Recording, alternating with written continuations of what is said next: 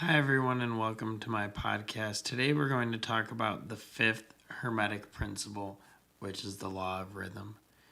From my feeling and understanding, the law of rhythm is about the energy that moves through all things from the microcosm within us to the macrocosm, the big universe. And there's a rhythm and flow to all things. So civilizations rise and fall. There are times of peace and times of war. Inside us, there's times of sickness and times of health. As the Tao Te Ching says, there's a time to be vigorous and a time to be exhausted.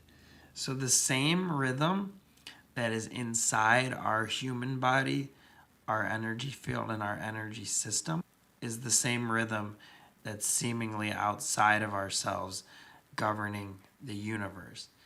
And this is why astrology, the movement of the stars and the planets, affects us when the moon is full versus when it's not, when we're born at the time of a certain constellation alignment, how that affects our personality traits, how we can be under the sway of Mars or Jupiter or Saturn, or these great magnetic fields, these great energy fields that extend out from these planets, these stars, these constellations, and these galaxies.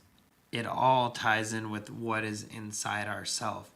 So understanding this law of rhythm, when one is on a spiritual path, the way it manifests for me is there's times of intensity, there's times of relaxation, there's times of one practice, maybe chanting, there's times of silent meditation. So sometimes I'll be involved in a very intense ceremony or a Kundalini teacher training or a Zen meditation retreat or a spiritual pilgrimage to India.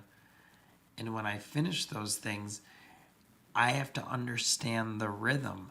Then sometimes my body, mind, and spirit needs time to rest, to integrate, maybe to eat a little more, maybe to do some habit that we would call bad, but it's sort of the refractory of that energy. And so when we can understand these laws of rhythm, you love yourself more, you honor yourself more. When you're sick and tired after a hard week, you don't feel guilty for not working. When it's your time of the month and you're on your moon cycle, you don't feel, oh, I need to be working through this headache or achieving even when I'm in pain. You feel, oh, let me rest and trust the rhythm within me. So a lot of consumerism, a lot of the society of this world in modern times, we don't trust and honor the rhythm that's moving through us and through the world. And when we don't do that, we fight against it. We're fighting against literally the flow of energy of the universe. And so we end up depressed and anxious and upset, and all kinds of miseries, inner and outer, take place. So through spiritual practice, we learn to better identify the rhythms as they come through our life, as they come through our energy field. I'll leave you with this quote from Lao Tzu from the Tao Te Ching.